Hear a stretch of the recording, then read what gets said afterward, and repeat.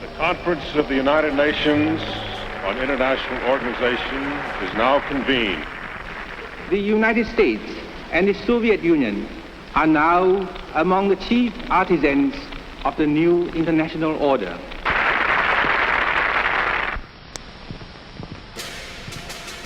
The very word secrecy is repugnant in a free and open society. Memorandum, dated 19th of June, 1964. Subject, Soviet research and development in the field of direction and control of human behavior. Current research indicates that the Soviets are attempting to develop a technology for controlling the development of behavioral patterns among the citizenry of the USSR in accordance with politically determined requirements of the system. And we are, as a people, inherently and historically opposed to secret societies, to secret oaths, and to secret proceedings. Shortly before his assassination, JFK had been warning about a system operating from the shadows. And there is very grave danger that an announced need for increased security will be seized upon by those anxious to expand its meaning to the very limits of official censorship and concealment. That I do not intend to permit to the extent that it's in my control. Repeating, President Kennedy has been shot by a would-be assassin in Dallas, Texas. Stay tuned to CBS News for further details. It takes more than an instant to make a real cup of coffee. Furthermore, the same technology can be applied to more sophisticated approaches to the coding of information for transmittal to the population targets in the battle for the minds of men. We must guard against the military-industrial complex. Now, in this experiment, this is the apparatus we use. Changes in behavior, changes in mental attitude. The transmitter changes the message into the signal. Did you ever consider what would have happened if any of these substances were given to, say, unwitting people? Research has become central, or by, or at the direction of the federal government. You know, up to now, I kept thinking that everything science did was good. Now I'm not so sure. We must also be alert to the equal and opposite danger that public policy could become the captive of a scientific, technological elite.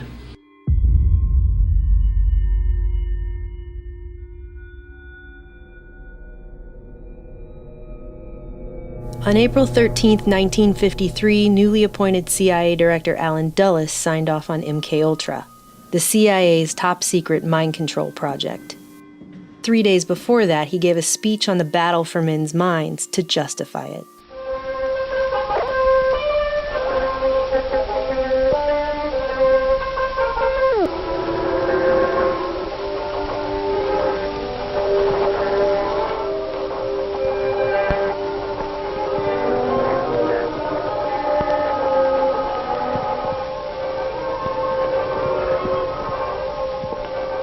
For Dulles, it was a missive into a newly declared battle for the minds of men, and would come just weeks after he became CIA director, as a countermeasure to Soviet, quote, brainwashing.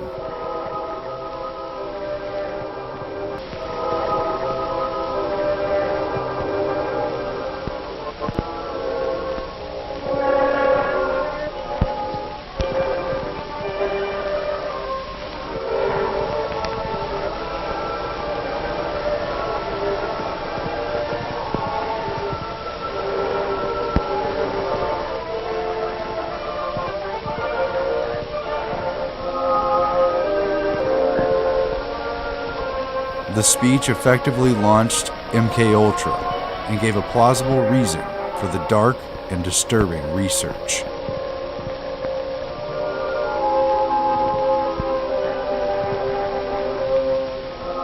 Dulles would sign the memo, creating the CIA's most notorious secret research project just 3 days later, and ironically only a few weeks after the death of Stalin, who had ruled Soviet Russia for 25 years with an iron fist.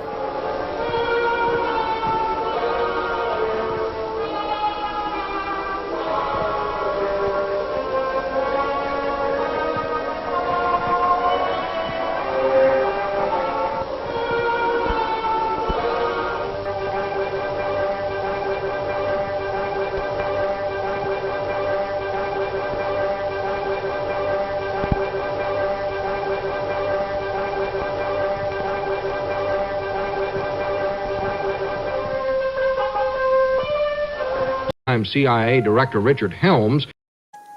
At least that we know about. You see, in 1972, after President Nixon fired CIA Director Richard Helms, he ordered the destruction of all MKUltra documents. The committee was never able to determine the full scope of the program since one-time CIA Director Richard Helms acknowledged that the program's records were destroyed in 1973 to avoid embarrassment. It's only due to a clerical error that 7 boxes of financial records were spared, which were later released via FOIA request in 1977. Because of this, the public will never fully know how far MKUltra truly went. As this 1952 CIA memo says, the aim is controlling an individual to the point where he will do our bidding against his will, and even against such fundamental laws of nature as self-preservation. The CIA files that were made public were referred to in testimony by participants in the project, such as Dr. Charles Geschichter and Dr. Robert Lashbrook, as, quote, boilerplates. Cover files that Dr. Geschichter noted were not worth the paper they were printed on. So while we'll never truly know the particulars of the MKUltra subprojects, what we can gather from these so-called boilerplate cover files is bad enough. The CIA did have a great interest in amnesia. Subproject 23 tested the effects of certain drugs on the central nervous systems of terminally ill cancer patients. Subproject 87 talked about purification of extremely high-potency allergens with, quote, greater potentiality. Subproject 115 studied the mentally disturbed and their environment to gain further insight into influencing human behavior. Subproject 40 investigated the feasibility of aerosols to deliver various psychochemicals of interest to the CIA on non-psychotic humans.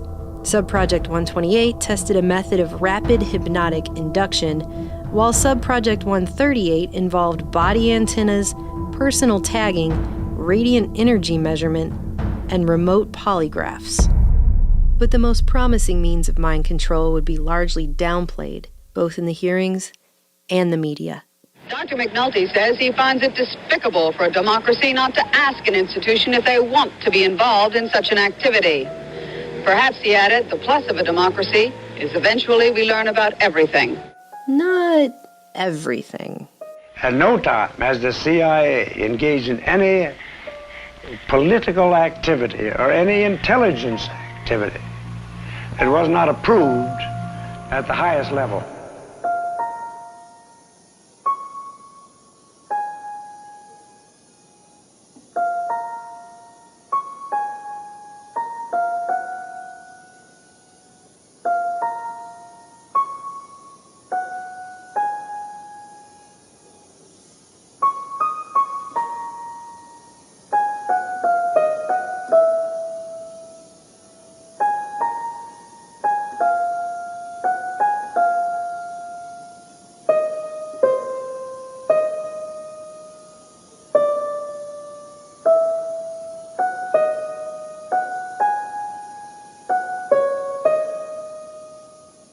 An accident.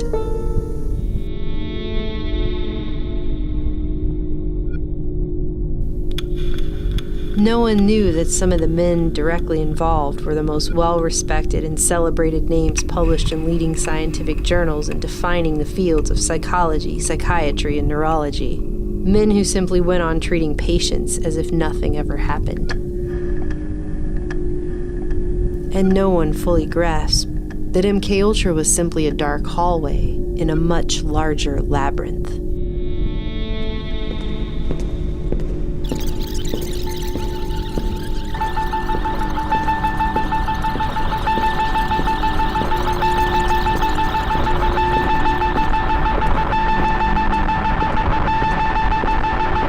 Ewan Cameron didn't work in a vacuum.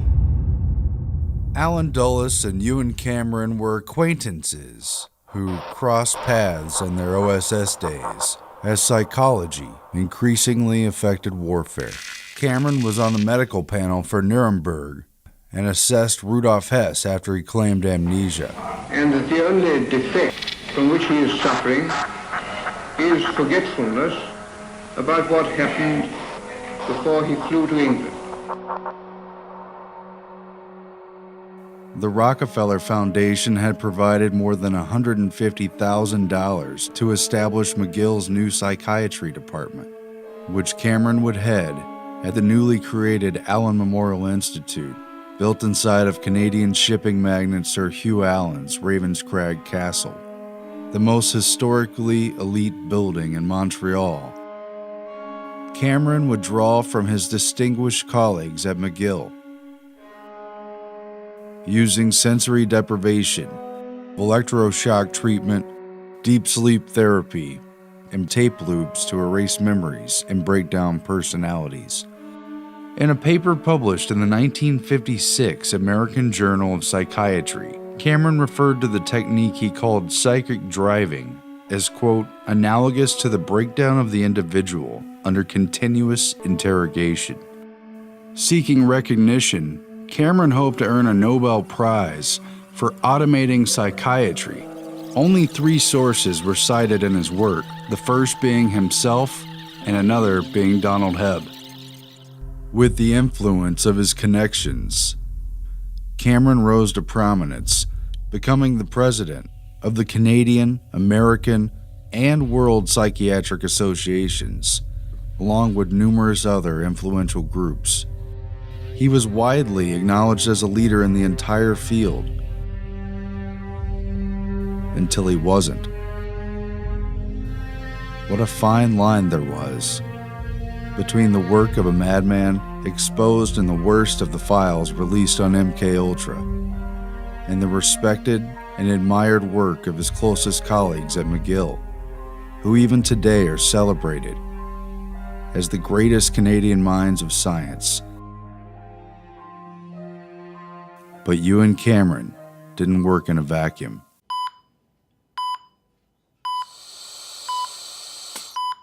Stimulation at point 2, sensation in thumb and index finger, quivering, tingling.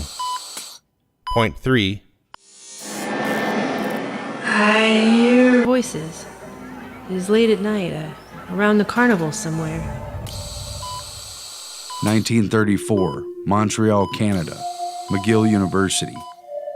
Dr. Wilder Penfield had already mapped out much of the cerebral cortex by placing electrodes on the brains of his epileptic patients. Trenches of neurophysiological control was Donald Olding Hebb, a Canadian who started at McGill in education, left finding influence in experimental psychologist behaviorist Carl Lashley. Hebb returned to McGill in 1937 under a Rockefeller Fellowship to work with Dr. Penfield. Penfield's homunculus provided Hebb with a map to behavior inside the functions of the brain. By the time he published his seminal 1949 work, The Organization of Behavior, he'd spent more than a decade and a half studying learning. Learning in the neurological sense of actions in the brain, and learning in the sense of conditioned behavior. The brain, a pulpy mass of cells and fibers. Bonding, imprinting, and early experiences had a huge influence in the development of personality and could be used to predict future behavior as well. We have to learn through our own past behavior the significance of the impressions our sense organs bring to us. And if it were true in primates and other higher animals, it may also be true in humans. Donald Hebb was placed at the head of McGill's psychology department. The work at McGill provided a new blueprint for conquerors of the mind to follow, and the military and national security agencies wasted no time in seizing upon its dark potential. In June 1951, a clandestine meeting on MKUltra precursor projects Bluebird and Artichoke was convened at the Ritz-Carlton Hotel in Montreal to coordinate what else? Mind control research. Professor Donald Hebb, who had been secretly placed at the head of behavioral research for Canada's Defense Research Board, was a key participant, along with two Americans identified in meeting notes simply as CIA. Dr. Hebb provided an approach to the military application of confessions, interrogations, and the use of psychological coercion to change one's beliefs and values that was based around sensory deprivation, the simplest path to intervention in an individual mind. Hebb proposed that, quote, cutting off all sensory stimulation, the individual could be led into a situation whereby ideas, etc. might be implanted, that a mind plucked from reality through shutting off the senses could be easily softened, remolded, or even shattered.